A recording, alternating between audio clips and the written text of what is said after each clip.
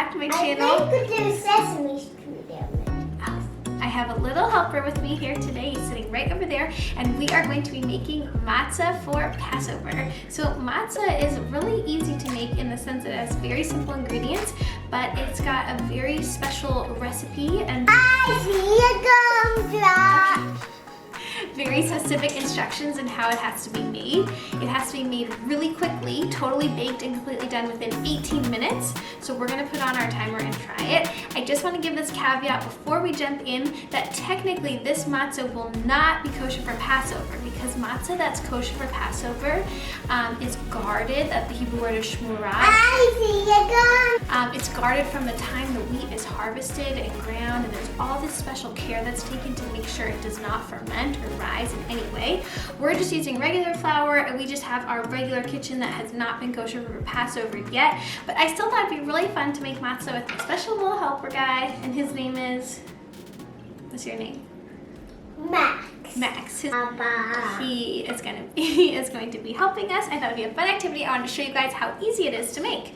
Okay, so let's get started. The first thing we're gonna do is set our timer. Look at this, Mom. Wow, I see. This is M&M Mickey Mouse. M&M Mickey Mouse. So our timer is set, and my oven is preheated to 475 degrees, and I'm going to put my baking sheet in there as well so that the baking sheet is nice and hot too.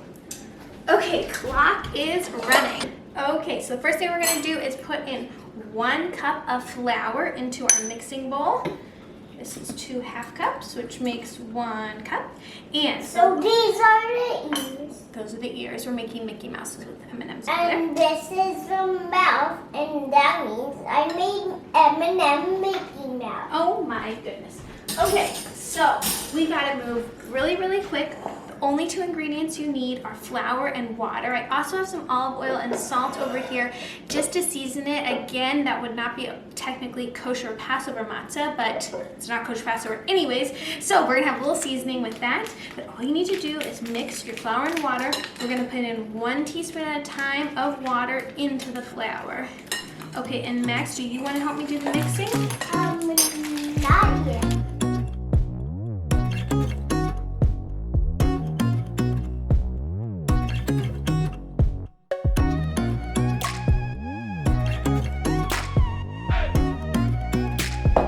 Okay, now we have about 30 seconds to rapidly knead the dough with my hands. And I'm just going to do this on my little floured countertop. If you see, it's sort of sticking together now, forming into a dough, which is good. And a little bit more flour will be incorporated as I knead it and roll it out.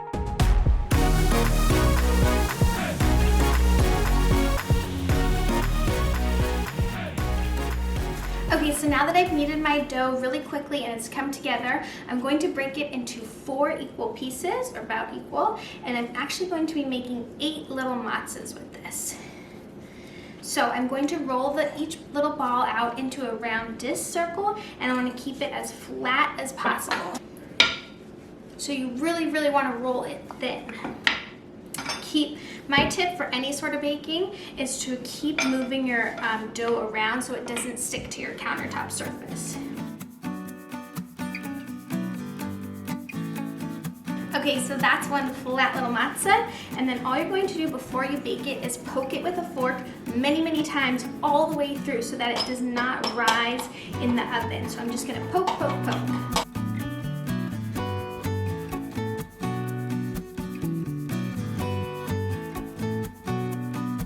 So I just finished rolling out all my little matzahs. Here are what they look like. They're definitely very homemade and rustic looking.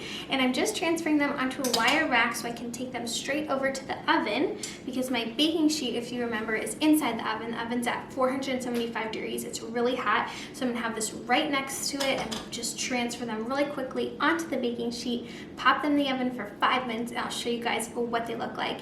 If we're being completely honest, I did not make my timer. I only have 2 minutes left on it, so I'm not going to complete this in 18 minutes, but I did have a little helper, and also rolling out the dough. You really need some arm strength for it to get it done quickly, which I clearly do not have, but that's okay. I'm still going to show you guys what they look like in the end. All right, let's go put these in the oven.